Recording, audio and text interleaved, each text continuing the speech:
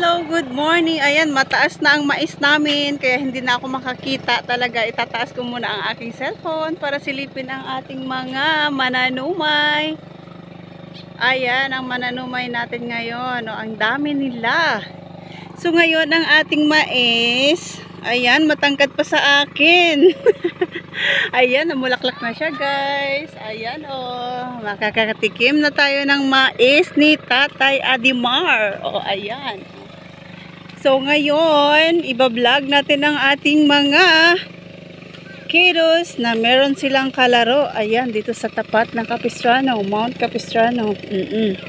Nakikigaya ang aking kabiteño. Hindi niya kaya.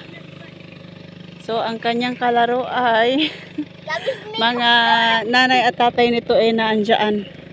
Nagtanom sila. Andyan, oh. Napakalawak pala ng taniman nila, oh. Doon pala papunta sa dulo. Ah, ibang grupo pala. Ayan. Ayan.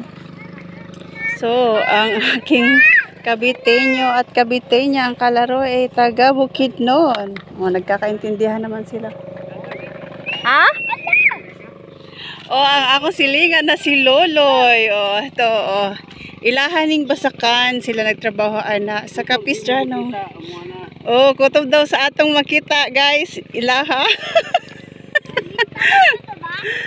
So, ayan, may nagtanom din doon. Ayan, o. Nagtanim na sila.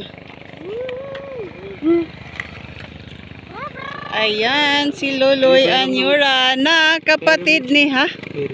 Madungog. Si Umulamon, cellphone.